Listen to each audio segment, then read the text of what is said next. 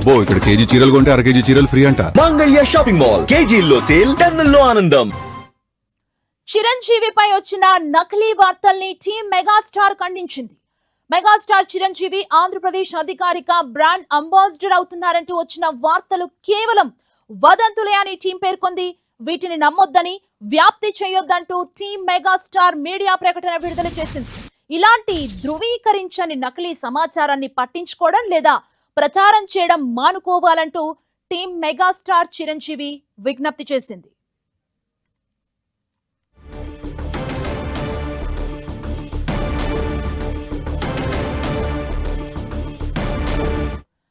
చిరంజీవిపై వచ్చిన నకిలీ వార్తలను టీం మెగాస్టార్ ఖండించింది. ఇదే అంశానికి సంబంధించి మరింత సమాచారం మా ప్రతినిధి వెంకట్ మనకు అందిస్తారు. వెంకట్, అసలు ఈ రూమర్ ఎలా బయటకు వచ్చింది? ఒకవైపు అయితే టీం మెగాస్టార్ టీం దీన్ని ఖండించింది. అసలు ఏం జరిగింది ఈ రూమర్ వెనుక?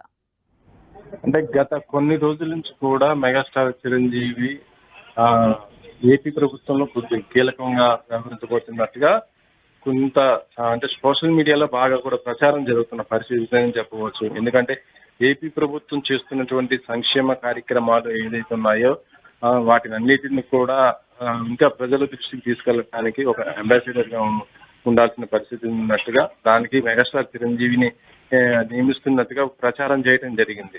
ఎందుకంటే గతంలో వైఎస్ రాజశేఖర రెడ్డి గతంలో సీఎంగా ఉన్నప్పుడు అప్పుడు ఉమ్మడి ఆంధ్రప్రదేశ్ అప్పుడు ఆ టైంలో నాగార్జున కూడా అంబాసిడర్ గా చేయడం జరిగింది. అందులో అలాగనే ఈసారి కూడా ఇప్పుడు ఏదైతే ఏపీ ప్రభుత్వం కూడా మెగాస్టార్ చిరంజీవికి ఒక కీలకమైనటువంటి బాధ్యతగా క్యాబినెట్ ర్యాంకుతో కలిపి ఆయనకు ఈ పదవి ఇవ్వబోతున్నట్టుగా గత కొన్ని రోజుల నుంచి కూడా వివిధ సోషల్ మీడియాలో బాగా స్ప్రెడ్ అవుతున్న పరిస్థితి అని చెప్పవచ్చు. అయితే ప్రస్తుతం దీనికి సంబంధించి ఇప్పుడు మొత్తం కూడా మెగాస్టార్ చిరంజీవి సంబంధించి వాళ్ళ టీం దీనిపైన ఒక క్లారిటీ కూడా ఇవ్వడం జరిగింది.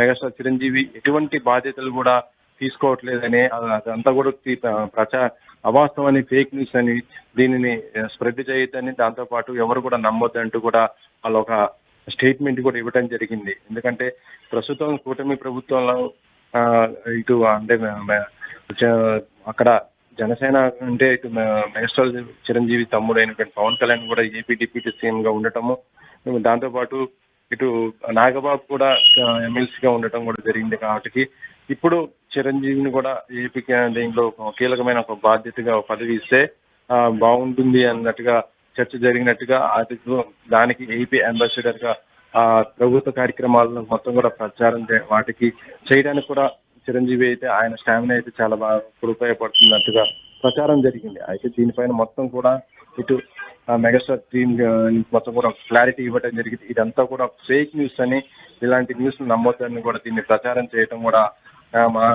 ఆపాలని కూడా ఆయన వాళ్ళ టీం మొత్తం కూడా సోషల్ మీడియాకి కూడా విజ్ఞప్తి చేయడం, మీడియాకు కూడా విజ్ఞప్తి చేయడం జరిగింది. సో ప్రస్తుతం అయితే మెగాస్టార్ చిరంజీవికి పైన ఏదైతే న్యూస్ వస్తుందో అదంతా కూడా ఒక ఫేక్ న్యూస్ గానే పరిగణించాలి సుమా. Okay, thank you Venkat.